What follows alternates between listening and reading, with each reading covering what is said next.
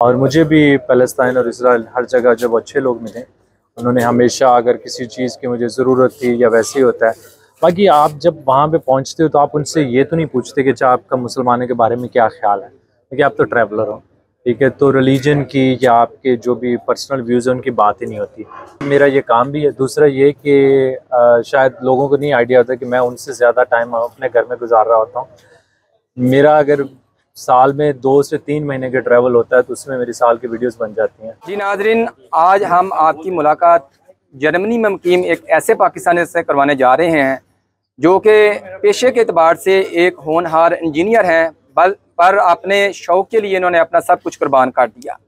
जी हाँ, मेरे साथ मौजूद हैं इब्रार हसन, जो कि मशहूर बाइकर और व्लॉगर हैं और दुनिया भर में पाकिस्तान को बतौर सफ़ीर ये पाकिस्तान का नाम रोशन कर रहे हैं। Welcome to Kenya mister Ibrar. ये बताएं कि आप एक इंजीनियर होकर एक मोटरसाइकिल बाइकर और व्लॉगर किस तरह बने?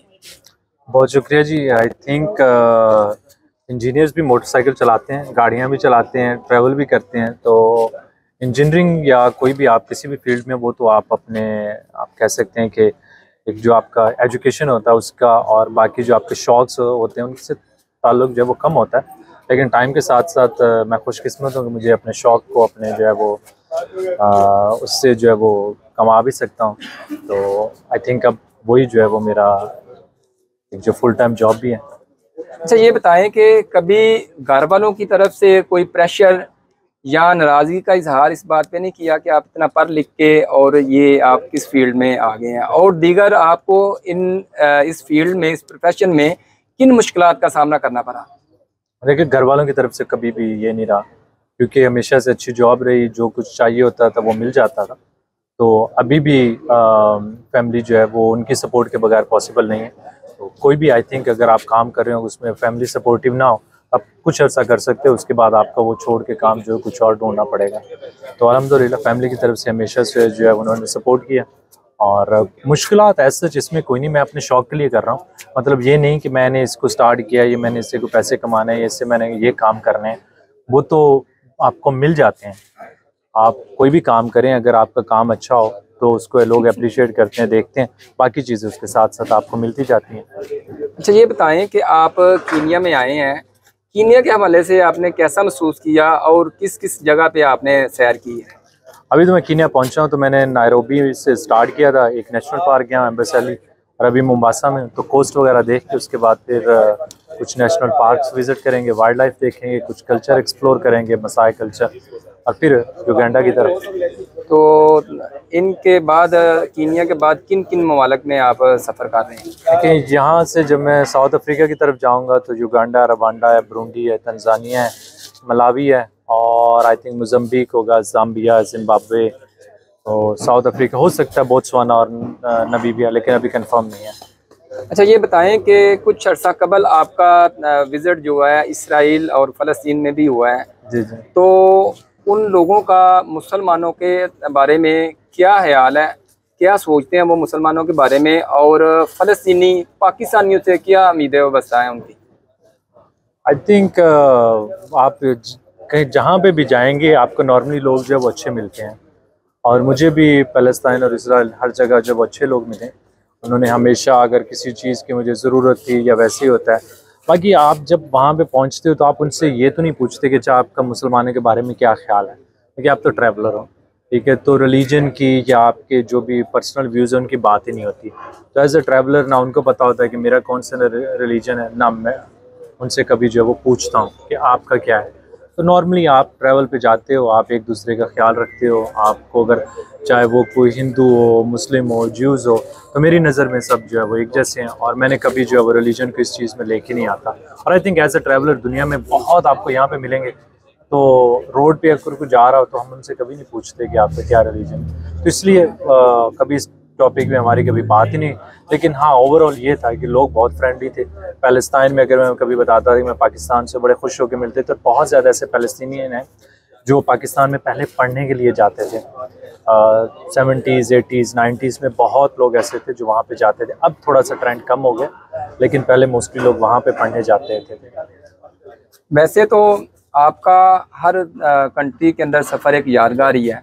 जी जी। कोई ऐसा यादगार लम्हात जिस पर आप कभी सोचने पे मजबूर हो गए हों कि यार मैं इंजीनियर ही अच्छा था, ये व्लॉगर ना ही बनता तो अच्छा था? आई थिंक ऐसा कभी कोई लम्हा नहीं आया। मैंने तो शुक्र किया जिसने जॉब अपनी छोड़ी। मतलब ये नहीं कि मैं जॉब से तंग था, जॉब अल्हम्दुलिल्लाह बहुत अच्छी थी, बहुत अच्छे पैसे मिल रहे थे, सब कुछ ठीक था। लेकिन एक वो आप वो काम कर रहे हो जिसका आपको शौक हो। तो पहले महीने में अगर 6 हफ्ते की छुट्टियां मिलती थी तो 6 हफ्ते जो वो ट्रैवल होता था। अब जब मेरा दिल करे मैं ट्रैवल कर लेता हूँ। तो इससे अच्छी बात कोई हो नहीं सकती। हाँ, ये ज़रूर है कि ये मुश्किल है काम। आपने बहुत सारी ऐसी अननोन जगहों पे जाना होता है जिनके बारे में आपको नहीं पता, वहाँ के लोगों के बारे में नहीं पता, रोड्स के बारे में नहीं पता। और फिर लोग जो आपको देख रहे हैं, आप कोई भी बात करो तो वो उसको किस तरह लेते हैं। तो ये वो सारी चीज़ें हैं जो आई थिंक रिस्क ज़रूर होते हैं। लेकिन वो कहते हैं ना कि जिस जिस काम में रिस्क होता है उसी में जो है ना वो आगे बढ़ने के भी चांसेस ज़्यादा होते हैं।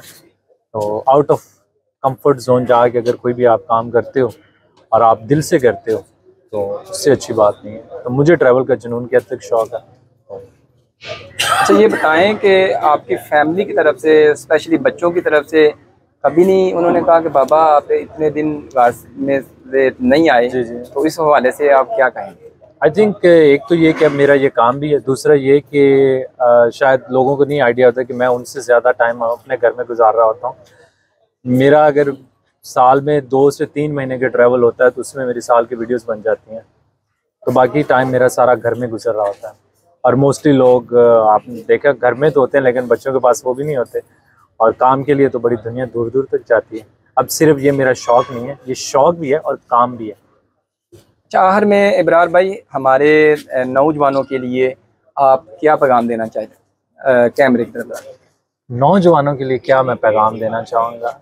नौजवानों को यही कह सकता हूँ कि भाई दिल लगा के जो भी आप काम करें वो करें, चाहे वो किसी तरह के भी हो जिसमें आपका शौक़ हो। और हर चीज़ में आई थिंक जैसे मुझसे सवाल करते हैं कि क्या आप इतने पैसे कमा रहे हो या आपने वो छोड़ के ये काम क्यों शुरू कर दिया। आई थिंक कभी कभी अपने शौक़ को भी फॉलो करना चाहिए। और दूसरी चीज़ ये है कि हमारे यहाँ थोड़ा सा जो है वो लेज़ीनेस ज़्यादा है लोगों में, इतने वो दिल से वो काम नहीं करते, जिसकी वजह से अक्सर जो मसले मसाइल होते हैं। लेकिन आई थिंक नौजवानों को ये कह सकता हूँ कुछ भी करें दिल से करें, मेहनत से करें, लोगों की इज़्ज़त करें। मुस्लिम नॉन मुस्लिम जिस तरह के भी आपको लोग मिलते हैं वो उनसे फ्रेंडली रहें, कहीं पे भी रहें मिलजुल के रहें और कोशिश करें कि हमारा मुल्क जो है वो बेहतर हो। बाखबर रहिए हर जगह हर वक्त बर वक्त। अभी सुनो न्यूज़ का यूट्यूब चैनल सब्सक्राइब करें और बेल आइकन पर क्लिक करें और जानिए मुल्की और गैर मुल्की हालात व वाक़यात यकीन के साथ।